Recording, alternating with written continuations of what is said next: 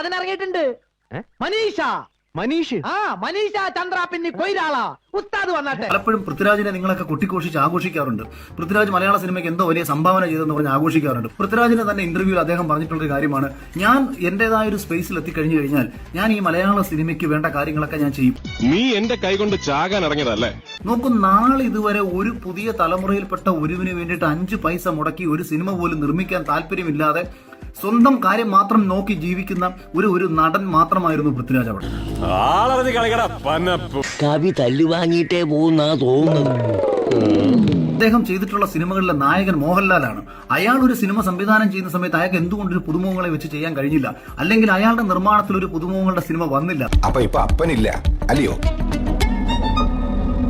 ഇല്ല സാറേ, പക്ഷെ ആ അപ്പന് ജനിച്ചതിന്റെ ഗുണമൊട്ടും കുറഞ്ഞിട്ടില്ല, കൂടിയിട്ടേ ഉള്ളൂ. ഇന്ദ്രജിത്ത് എന്ന് പറയുന്ന കഴിവുള്ള തന്റെ സഹോദരന് വേണ്ടി പോലിട്ടും 10 പൈസ മുടക്കി ഒരു നിർമ്മാണ കമ്പനി, അദ്ദേഹത്തിന്റെ നിർമ്മാണ കമ്പനി സിനിമ ചെയ്തില്ല. അതുള്ളതാ. കാര്യം വക്കീല് കള്ളനാണേലും ഇപ്പൊ പറഞ്ഞുള്ളതാ. തന്തമാർക്കല്ല ഈ നിൽക്കുന്ന പിള്ളേരാരും ഉണ്ടായതെന്ന് എനിക്ക് പണ്ടേ മനസ്സിലായി. കിട്ടിയാ? ഇല്ല, ചോദിച്ചു വാങ്ങിച്ചു. ഈ ചെയ്തിട്ടുള്ള സിനിമകളും കഥാപാത്രങ്ങളും കണ്ടാൽ കോമാളിത്തരങ്ങൾ എന്ന് തോന്നിപ്പിക്കത്തക്ക കഥാപാത്രങ്ങളാണ് ചെയ്തുകൊണ്ടിരുന്നത്. നിന്നോടൊന്നും പറഞ്ഞിട്ട് കാര്യമില്ല. നോ ഇൻഫർമേഷൻ, വിവരമില്ല. പൃഥ്വിരാജ് എന്ന് പറയുന്ന ഒരു നടനെ വലിയ രീതിയിൽ ഇഷ്ടപ്പെട്ടിരുന്നത് ഏകദേശം 2010 ഇന്ത്യൻ റുപ്പിയോട് കൂടിയിട്ടൊക്കെ ഏറെക്കുറെ അവസാനിച്ചു. ആദ്യം ഇവൻ എന്നെ തല്ലണം. ഞാൻ സെൽഫ് എടുക്കാത്ത വണ്ടിയാണ്.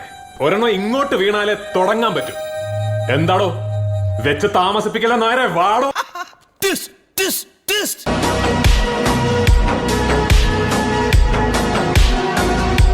നിന്റെ ഈ ഒരു പ്രവൃത്തിയാണ് അണ്ണാ, നിന്നെ ഞാൻ വെറുത്ത് കേട്ടാ. എല്ലാ സിനിമകളിലും ഒരേപോലുള്ള ഭാവാഭിനയമാണ്, കൃത്രിമത്വം നിറഞ്ഞ അഭിനയങ്ങളും നാടകം എന്ന് തോന്നിപ്പിക്കത്തക്ക സംഭാഷണ ഡെലിവറികളും ഒക്കെ തന്നെയാണ് പല കഥ. അതിൻ്റെ അകത്ത് അതാണ് അദ്ദേഹം നടൻ എന്ന രീതി ചെയ്തു വെച്ചേക്കുന്നത്. കൊച്ചുഞ്ഞിനെ അടിച്ച് പദം വരുത്തിയേച്ച് ഈ നെഞ്ചത്തോട്ട് കൃഷി ഇറക്കി അങ്ങനെ ഇപ്പൊ ആരും വിളവെടുപ്പ് നടത്തണ്ട. നടക്കുകയല്ല, കുരിശുപള്ളി മാതാവാണെ നടക്കുകയല്ല. ഇനി ആരും സൂത്രം കാണിച്ചേട്ടാ.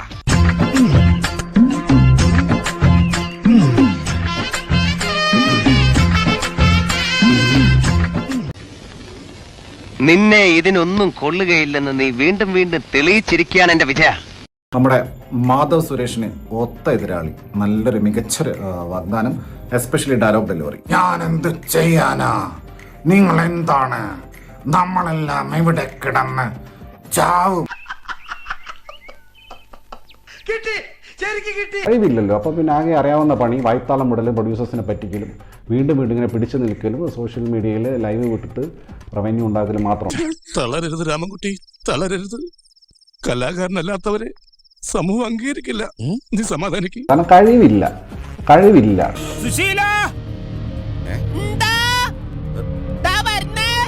എല്ലാരും വിളിച്ചു.